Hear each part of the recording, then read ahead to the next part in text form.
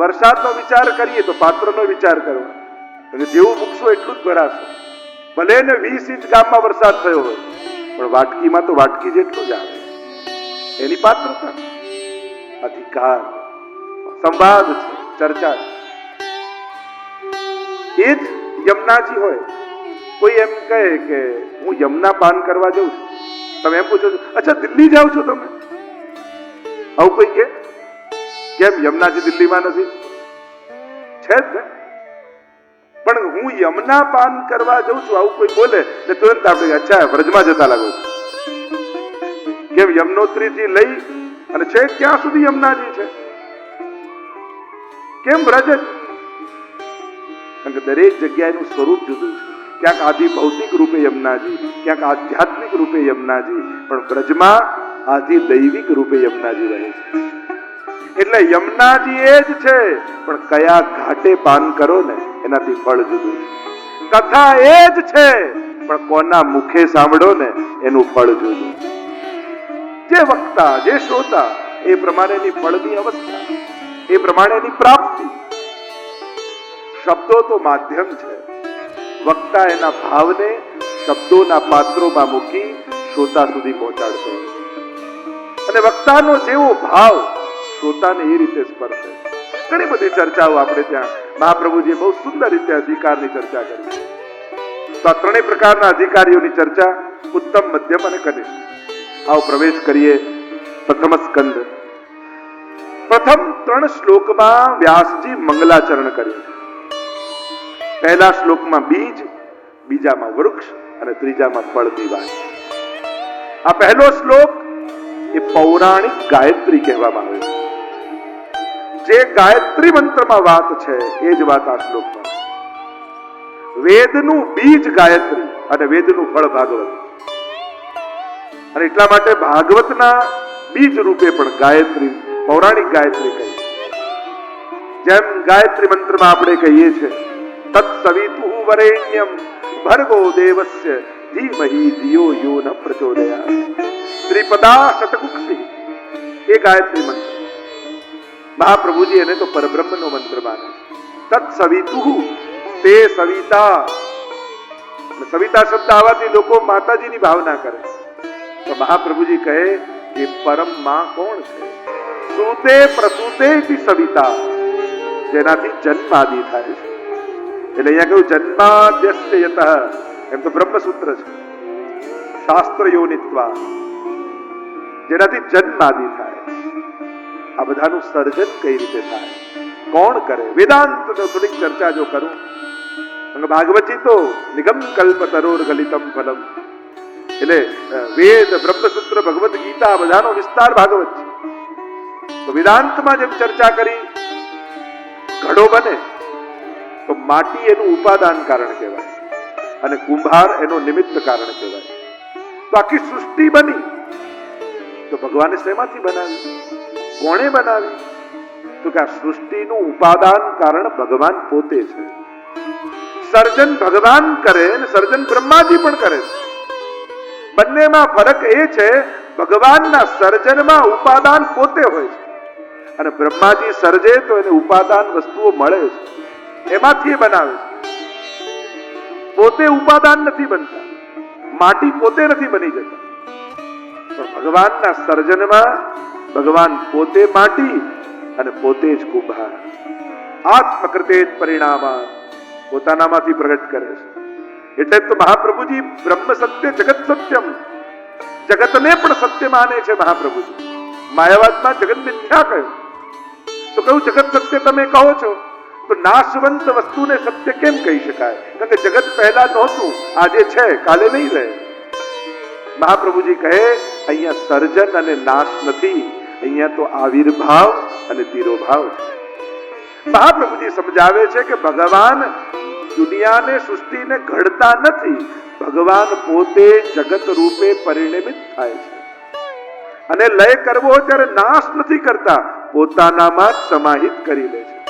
એટલે અહીંયા સર્જન અને નાશ નથી, આવિર્ભાવ અને તિરોભાવ છે.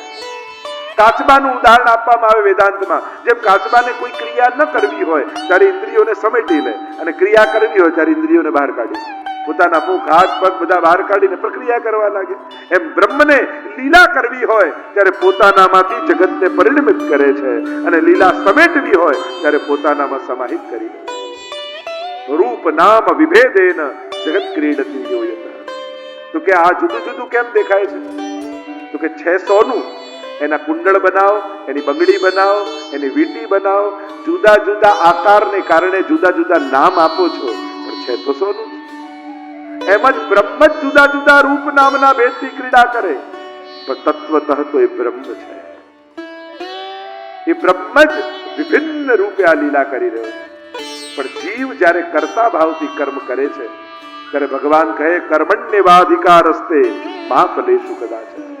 આપણે કહીએ બધું ભગવાન કરાવે, તો લોકો પ્રશ્ન એમ કરે પાપ કરીએ પણ ભગવાને કરાવ્યા કહેવાય, એ અમે કર્યા કેમ કહેવાય? તો કરાવે એટલે કારમાં એન્જિનની જેમ ભગવાન છે. આ બધાની જોવાની શક્તિ, બોલવાની શક્તિ, ચાલવાની શક્તિ પરમાત્મા છે. પણ મા ફલે કર્મણ્યવાધિકા, કર્મા તો સ્વતંત્ર, કારમાં એન્જિનની જેમ ભગવાન, પણ સ્ટેરિંગ તો માણસના જ હાથમાં ભગવાન આપે છે. લે તને જોવાની શક્તિ આપું છું, પણ શું જોવું એ તારું કર્મ. અને મા ફલેષુ કદાચન, અને જે કર્મ કરે પછી ફળમાં તારો અધિકાર નથી, એ તો હું નક્કી કરું, એ તને મળશે. બધું ઘર આવે એટલે શક્તિ રૂપે પરમાત્મા, બોલવાની શક્તિ પરમાત્મા, પણ શું બોલવું એના માટે જીવ સ્વતંત્ર છે. જે બોલીશ એવું પરિણામ તારે ભોગવવું પડશે. બધું જ પરમાત્મા કરાવે એટલે બધાની આ શક્તિરૂપ પરમાત્મા છે, પણ જીવને વાપરવા માટે સ્વતંત્રતા આપી છે. કાર ચલાવીશ એન્જિનની જેમ હું, પણ કારનું સ્ટેરિંગ તારા હાથમાં. કારને ક્લબમાં લઈ જવી કે હવેલીમાં એ તારે નક્કી કરવા, એમાં તું સ્વતંત્ર છે. સ્ટેરિંગ ભગવાન તમારા હાથમાં આપે છે. અને એટલા માટે આ જગતનું નિમિત્તોપાદાન કારણ પરમાત્મા પોતે છે, પોતે જ પરિણમિત થાય છે. અનેક પ્રકારના પછી ન્યાયશાસ્ત્રમાં પણ અભાવ ચતુર્વિધની ચર્ચા છે. પ્રાગ ભાવ, પ્રધ્વંસ ભાવ, અન્યોન્ય ભાવ, અત્યંતા ભાવ. મહાપ્રભુજી અભાવ ચતુર્વિધનો સ્વીકાર કરતા નથી. ઓમ પૂર્ણમદઃ પૂર્ણમિદં પૂર્ણાત પૂર્ણમુદચ્યતે પૂર્ણસ્ય પૂર્ણમાદાય પૂર્ણમેવાવશિષ્યતે. ઈશોપનિષદનું મંગલાચરણ. પૂર્ણ બ્રહ્મમાંથી પૂર્ણ જગત પરિણમિત થાય તો બ્રહ્મમાં કઈ ઘટી નથી જતું, એ પૂર્ણ જ રહે છે. અને પૂર્ણ જગત પૂર્ણ બ્રહ્મમાં ભળી જાય તો એમાં કઈ વધી જતું નથી, એ તો પૂર્ણ જ રહે છે. અવિકૃત પરિણામવાદ અને વિકૃત પરિણામવાદ, બે પ્રકારના પરિણામવાદ કહેવાય. દૂધમાંથી દહીં થાય પણ દહીંમાંથી દૂધ ના થાય, આ વિકૃત પરિણામવાદ. અને બીજું અવિકૃત પરિણામવાદ, એટલે રબરને ખેંચો લાંબુ થાય, છોડો તો પાછું જેટલું હોય એટલું થઈ જાય. આ અવિકૃત પરિણામવાદ. ભગવાનમાં વિકાર નથી, એ પોતાનામાંથી પરિણમિત થાય જગત રૂપે, એમાં વિકાર નથી આવતો.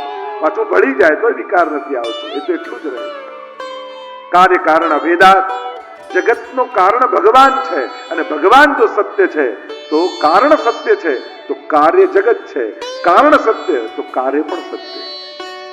સોનું છે તો એમાંથી ગમે તે આકાર બનાવો, ગમે તે બને, ऐसे तो सोनू. जन्माद्यस्य तोन्वयादितरतश्चार्थे स्वभिज्ञस्वरात् तेने ब्रह्म हृदय आदि कवये तत्सवितु वरेण्यम. वरेण्यम કોણ છે? જે પરમમ છે. સત્યમ પરમ, જે પરમ છે એ વરેण्य વરવા યોગ્ય છે, એ પરમાત્મા. તત્સવિતુ વરેણ્યમ ભર્ગો દેવસ્ય ધીમહિ ધિયો યો ન પ્રચોદયાત. અમે એનું ધ્યાન કરીએ છીએ એટલે કહ્યું સત્યમ પરમ ધીમહિ. ચર્ચા તો ઘણી છે, ઘણા પ્રકારથી મહાપ્રભુજીએ ચર્ચા કરી છે, પણ એ પરમ સત્ય કોણ છે? તો કે પરમાત્મા. પ્રભુની મતેજો વારે મૃદામ યથા વિનિમયો યત્ર ત્રિસર્ગો મૃષા. એ માયા છે, જેમ દૂરથી મૃગજળ આપણને દેખાય, નજીક જાઓ તો કાંઈ ન હોય, એમ જે છે એને છુપાવે, નથી એને બતાવે, એ ભગવાનની માયા. અને આ માયાને કારણે આ કણકણમાં ઈશ્વરનો અનુભવ જીવને થતો નથી. પરમ સત્યનું ધ્યાન ધરીએ છે. આગળ કહ્યું ધર્મ પ્રૌજિત કૈતવો અત્ર પરમો નિર્મત્સરાણામ સતામ. ભાગવતમાં કપટ રહિત ધર્મનું વર્ણન છે એમ કહ્યું.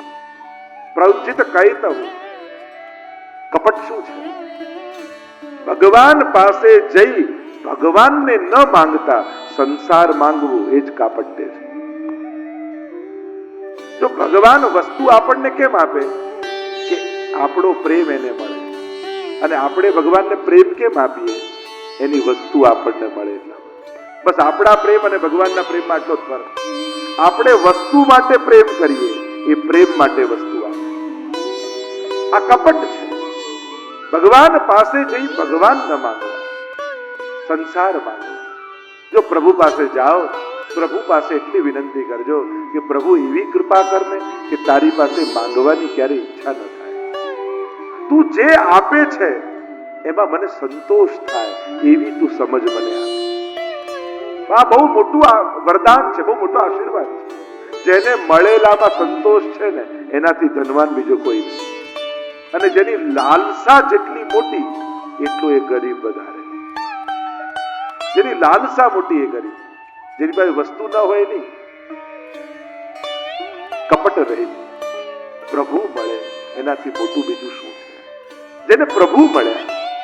અને એટલા માટે પ્રભુને વિનંતી કરજો કે હું તારી પાસે બેઠો હું ત્યારે એવી કૃપા પ્રભુ કરજે કે કમથી કમ તારી સામે હોઉં ત્યારે તારા સિવાય બીજો કોઈ વિચાર ના આવે એવી પ્રભુ કૃપા કરે.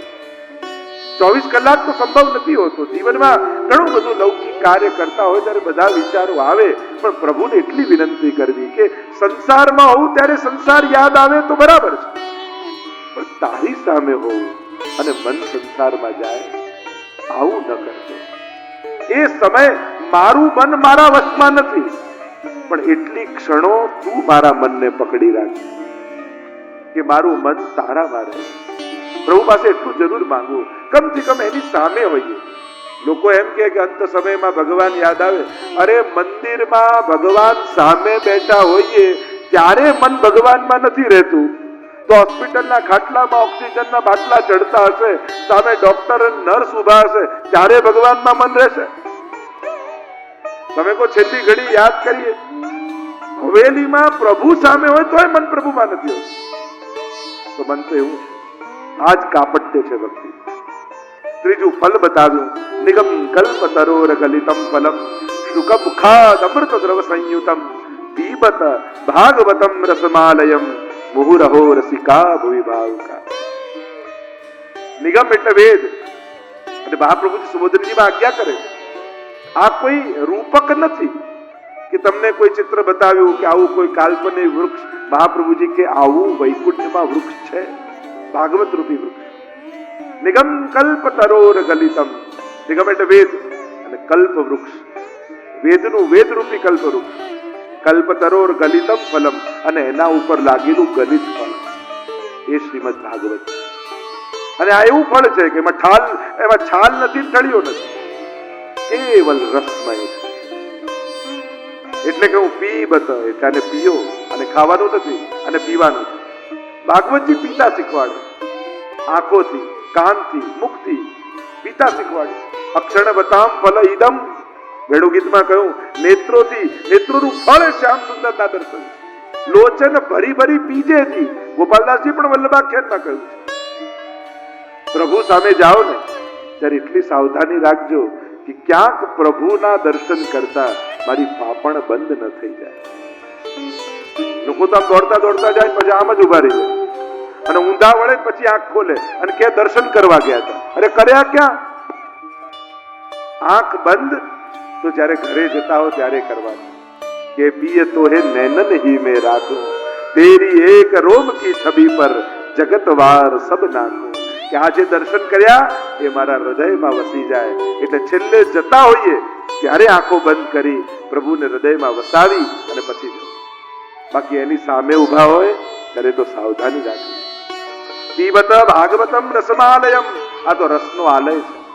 મુહુરહો રસિકા ભુવિ ભાવુકા, વારંવાર આને પીએ. આલયમ, મોક્ષ મળી જાય પછી પણ પીતા રહેવાનું. ઉત્તમ વક્તા અને શ્રોતા બંને જુઓ, એ સુખદેવજીને જુઓ કે પરીક્ષિતને જુઓ, બંનેને ભગવાન મળી ચૂક્યા છે, છતાંય ભાગવત શ્રવણમાં અનન્ય આસક્તિ છે. એટલે કથાનો વિરામ ભગવાન મળવાથી નથી થતો. ભગવાન મળ્યા પછી તો કથામાં આસક્તિ વધી જાય કે જે મળ્યા એની આ કથા છે. અને એટલા માટે કથા જયારે પણ સાંભળવા આવો ને ત્યારે ભાગવતના ભગવાન જુદા અને હું સેવા કરું છું એ ઠાકોરજી જુદા, આવું ક્યારે નહીં વિચાર. જ્યારે પણ કથા સાંભળવા આવો ત્યારે મનમાં શું વિચારવું? હું જેની સેવા કરું છું ને એ ઠાકોરજીની કથા સાંભળવા જઈશ. આ મારા લાલનની કથા કહી રહ્યા. જો ને મારો લાલન ક્યારે વરાહ બની જાય, ક્યારેક મારો ભગવાન ક્યારે હિરણ્યકશિપુને મારવા નરસિંહ બની જાય, ક્યારેક વામન બનીને આવે ને વિરાટ બનીને જાય. આ રીતે કથા સાંભળશો ને કે આ મારા લાલનની કથા છે તો કથામાં વધારે ભાવ આવશે. અને કથા સાંભળીને સેવામાં જશો તો સેવામાં પ્રેમ વધશે. પ્રભુ અહીંયા તો મહાપ્રભુજીની કહાનીથી કેવા ડાયા ડબરા થઈને બેઠા છો. આ તો કથામાં ગઈ તો ખબર પડી કે આપ તો કેવા કેવા ખેલ કરો છો. ક્યારેક વિરાટ બની જાઓ ને ક્યારે નરસિંહ બની જાઓ ને ક્યારે વરા બની જાઓ, પણ મને સુખ આપવા મારા માથે તો યશોદાના લાલન બનીને બેઠા. ત્યારે એની કૃપાનો અહેસાસ તમને થશે. એટલે બે જુદા જાણીને કથા નહીં સાંભળવી. હું રોજ જેને ભોગ આરોગાવું છું, હું રોજ જેને સ્નાન કરાવું છું, હું રોજ જેને શૃંગાર ધરું છું, રોજ જેને ગોદમાં લઉં છું, એ લાલનની આ કથા થઈ રહી છે. એટલે કથામાં સ્નેહ વધે. મુહુ રહો રસિકા ભૂમિ ભાવુકા. રસિક જનો આના અધિકારી છે. જેના હૃદયમાં ભગવત પ્રેમ છે એ અધિકારી ભૂમિ ભાવુકા. આ તો પરમ રસનો સાગર છે શ્રીમદ ભાગવત.